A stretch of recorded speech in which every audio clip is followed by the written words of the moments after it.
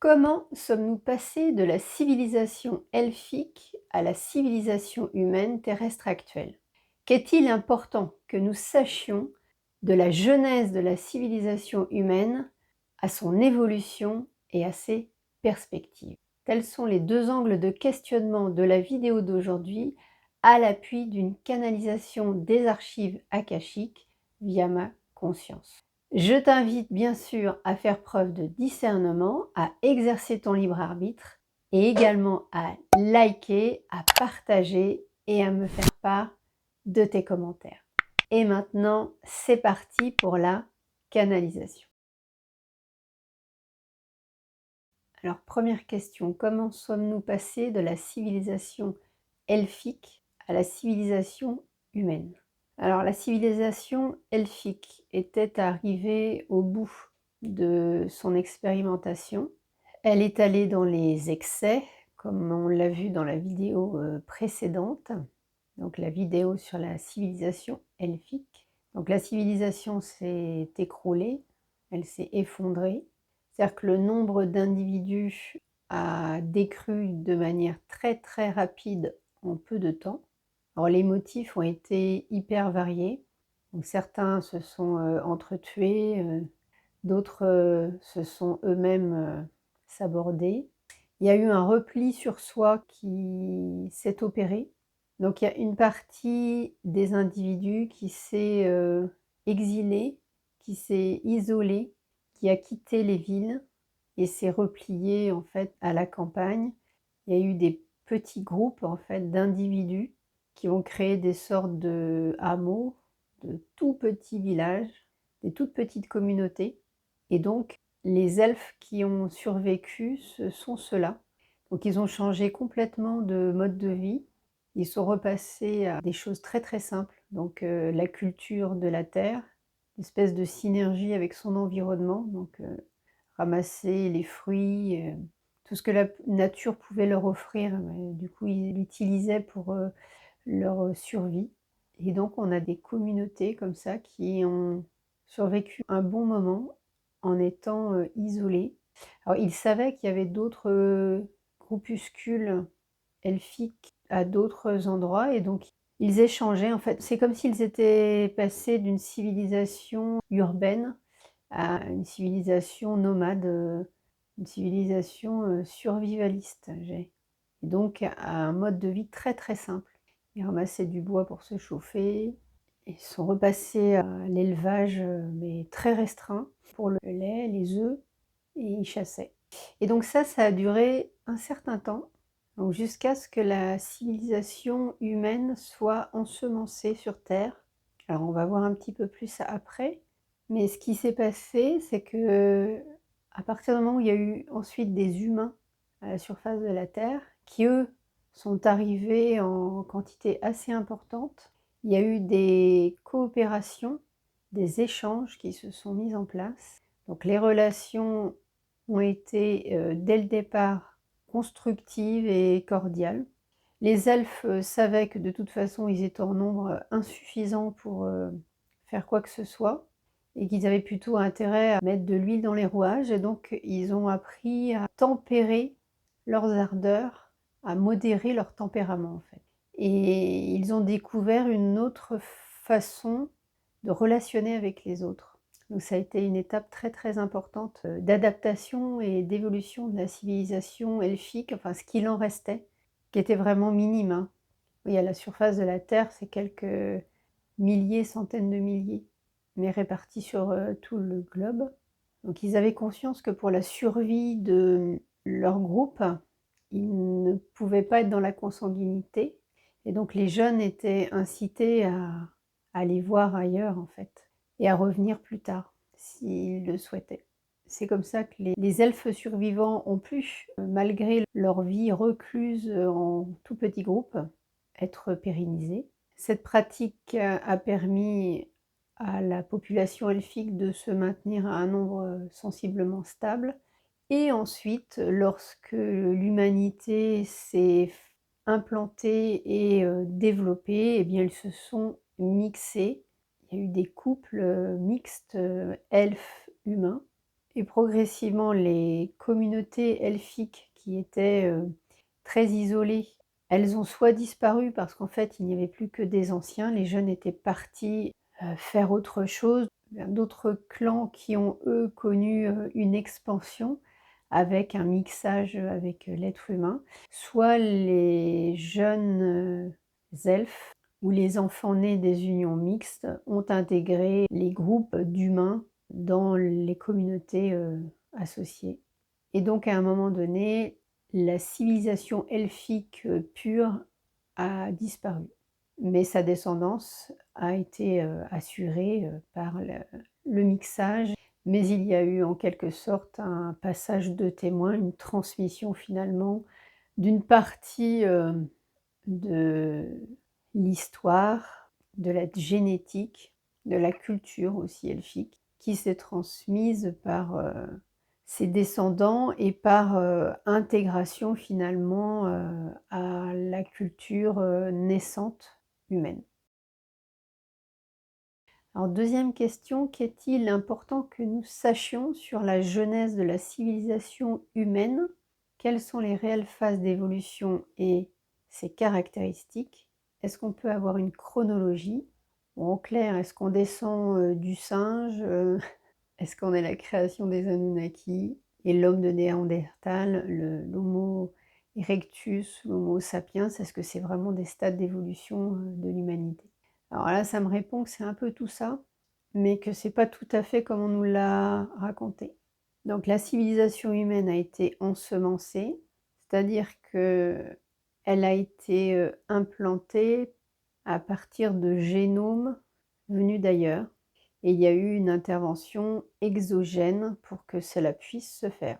Donc ce sont des êtres, d'un niveau de fréquence, plus élevé qui ont, assuré ces opérations-là.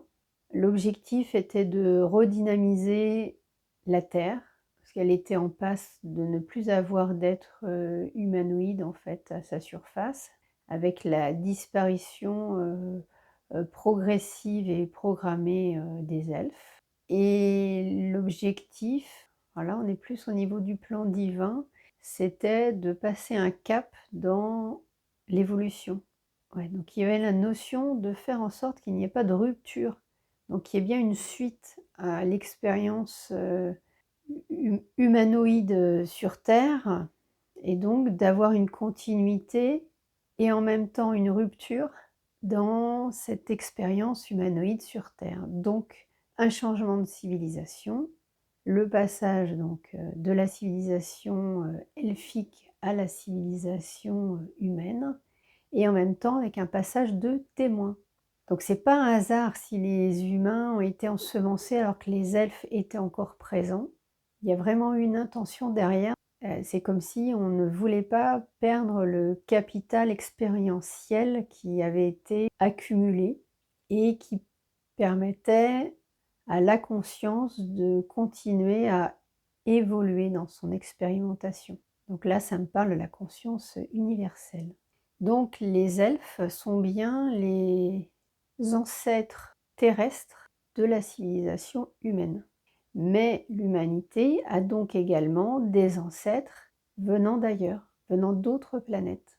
Et c'est le mixage de l'ensemble qui a permis d'avoir la civilisation humaine que l'on a actuellement.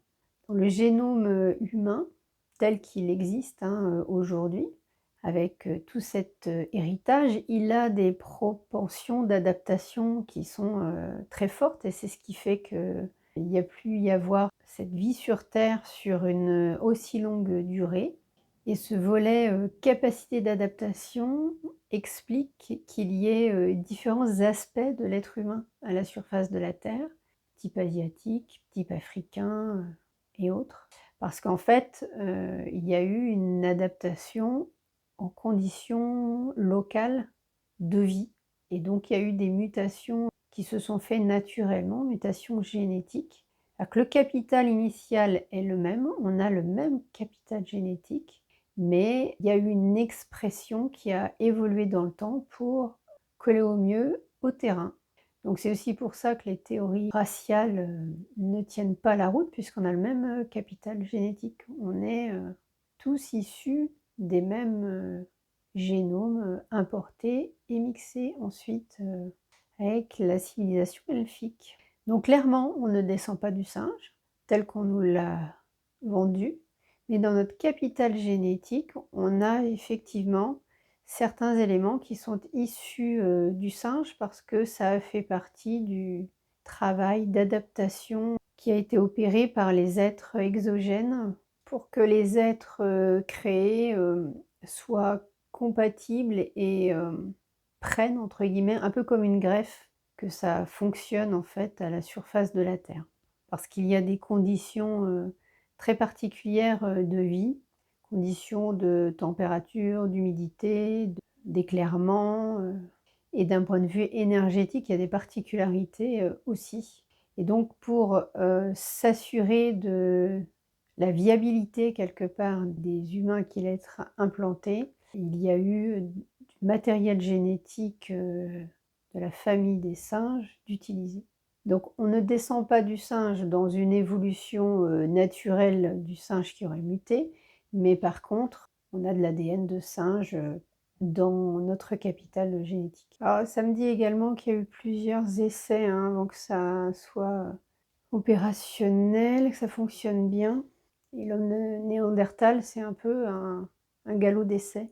Donc il y avait des imperfections quelque part dans le modèle génétique et donc il y a eu un ajustement après et c'est là où après ça a été, pleinement OK.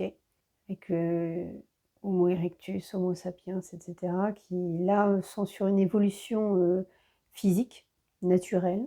Donc on peut considérer que c'est des stades d'évolution mais qui sont essentiellement, physiques en fait et dans l'appropriation, et des stades d'évolution aussi dans l'appropriation, de son environnement et l'évolution technologique. Est-ce que vous pourriez nous expliquer ce que vous entendez par ensemencer? Alors l'ensemencement, c'est un processus par lequel des êtres, issus d'autres planètes que la Terre, sur le plan physique, vont faire l'objet d'un mixage, génétique, associé ensuite à un mixage génétique avec de l'ADN d'êtres, qui sont déjà à la surface de la Terre, donc déjà acclimatés au milieu, pour créer un nouvel être. Donc on a beaucoup de débats sur terre sur, la manipulation génétique, mais en réalité, on est le produit d'une création, génétique, une pure création. Donc ça, c'est opéré par des êtres, exogènes, donc des êtres, qui ne vivent pas sur terre aujourd'hui et ça fait partie du plan divin. Donc lorsque l'on dit qu'on est une création, divine, de toute façon, quelque part, c'est le cas puisque tout est, création, tout est divin. Donc les êtres qui sont sur des plans plus élevés et qui opèrent ces manipulations génétiques-là sont elles aussi des êtres, vivants et connectés à la source. Et derrière tout ça, c'est la vie et donc c'est un mixage d'un capital génétique qui est animé par la vie. Et la vie, c'est le divin. Et cette manipulation génétique, elle a pour but de créer un véhicule pour que la vie puisse s'expanser. Et la vie, c'est le divin. Donc même si nous résultons d'une manipulation génétique réalisée par des êtres exogènes, nous sommes animés par le divin. Donc il y a beaucoup de recul à prendre en réalité. Bon, on va falloir méditer un petit peu sur le sujet. Alors maintenant, quel lien y a-t-il entre les différents guides qui sont venus à la surface de la Terre, donc des guides ascensionnés, que leur passage ait ensuite induit une religion ou non? Alors oui, les guides qui viennent s'incarner à la surface de la Terre viennent pour influer, mais de manière subtile, l'évolution de l'humanité, pour donner en fait un maximum de chance en fait à l'humanité d'évoluer favorablement et cette fois-ci de ne pas aller vers une extinction massive comme la plupart des civilisations qui l'ont précédée.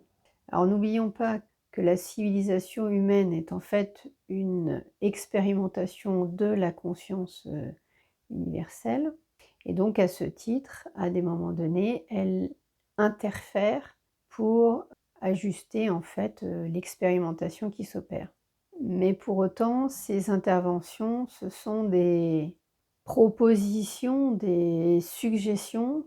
Alors en fait, j'ai une image là, c'est comme si la civilisation humaine était un véhicule qui roule sur une route et les guides, sont comme des panneaux, annonciateurs, avec des lumières oranges là, des triangles oranges qui clignotent en disant par exemple, «Attention, virage, serré, à droite et à gauche» et après, pour autant, le conducteur décide de tenir compte du panneau ou non et donc, de prendre le risque ou non et de se cracher ou non.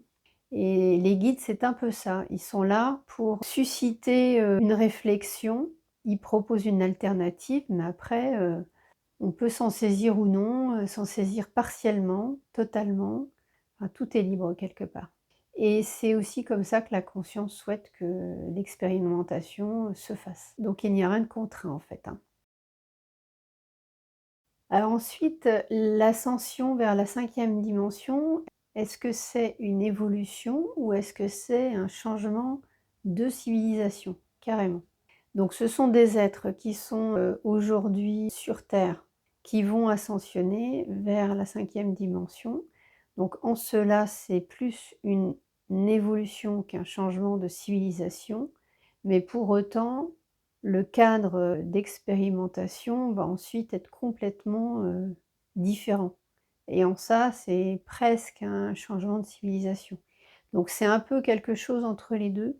C'est-à-dire qu'il n'est pas prévu qu'il y ait de réensemencement, c'est-à-dire que ça va continuer à s'opérer de la même façon, l'arrivée des âmes, leur départ et donc ça va être tellement différent que donc il y a une partie des êtres actuellement sur terre qui ne peuvent pas ascensionner parce qu'ils n'ont pas la maturité, d'âme. Donc ça me dit que la question n'est pas forcément, bien posée. OK, ça marche. Donc si on entend par, changement de civilisation, un ajustement, génétique externe, eh bien non, il y aura pas. Ça va se faire par, mutation de l'existant et révélation du potentiel, génétique, qui est le nôtre et qui est aujourd'hui, pour partie, endormi.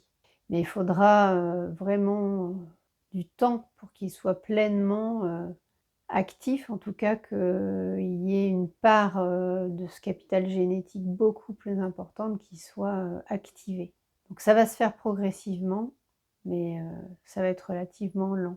Et il y a une réorganisation, corporelle qui va s'opérer, mais tout ça est, naturel et en lien avec, l'évolution de la Terre. Donc il n'y aura pas d'intervention, exogène. Donc ça fait le lien aussi avec le fait qu'il n'y aura pas de sauveur extérieur, de sauveur extraterrestre. Et alors maintenant, quel est le message des guides à notre intention concernant la civilisation humaine terrestre actuelle et cette transition avec, la civilisation elfique? Donc il est important que l'on connaisse ces racines, elfiques parce qu'on les porte, qu'il y a à la fois un volet, karmique, donc avec, des mémoires à transmuter et en même temps, il y a des compétences. Il y a un retour d'expérience, en lien avec, le fait que la société, elfique sur la fin soit partie en vrille. Il y a eu beaucoup, beaucoup de compréhension, des elfes associés à cette étape, finale et donc ça, on en a besoin aujourd'hui et c'est pour ça qu'il est important, d'en parler.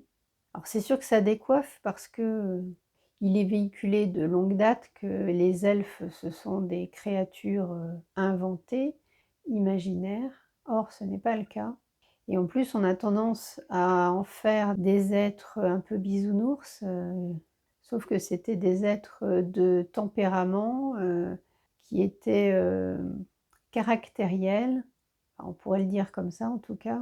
Ils étaient un peu bruts de pommes Et donc ça a bien été un stade, d'expérimentation comme un autre. Et donc on a pacifié, cette histoire-là, sachant que donc on a des êtres aujourd'hui qui, dans leur génome, portent un héritage elfique et donc portent du transgénérationnel. Et on a également des êtres qui, eux, se sont, réincarnés, sur terre en ayant eu par le passé, enfin dans d'autres incarnations, des expérimentations elfiques. Et donc là, ils ont du karmique. Donc peu importe ce qui a été, vécu, victime ou bourreau, traumatique ou pas, l'important c'est de, conscientiser cela, de l'accueillir, de l'accepter, de le transmuter, suivant le cas. Dans les cas où il y a à dépasser, ce transgénérationnel ou ce karmique, eh bien, le travail est à opérer pour pouvoir, ensuite s'en libérer. L'humanité est mûre pour cela, elle est prête, donc c'est pour ça que ça refait surface. Et donc il n'y a plus qu'à. Donc pour le faire, il y a tout un tas de possibilités, mais on a notamment le fait, de regarder cette vidéo, de, méditer sur, ce sujet-là ou, d'avoir une approche, thérapeutique. Donc il n'y a plus qu'à. Donc voilà pour aujourd'hui. Encore, de nouveaux enseignements, de nouvelles révélations qui nous sont, délivrées pour que nous puissions, cheminer. Voilà, donc c'était Stéphanie de la chaîne, Pansement de l'âme. Donc, je suis une sorte de chercheuse de vérité. J'investigue au titre du collectif, mais également au besoin à titre individuel. Merci d'être avec moi dans ce processus. Pense à liker, partager, à commenter et notamment à me faire part des sujets de vidéos qui t'intéresseraient. Et à très bientôt. Namasté.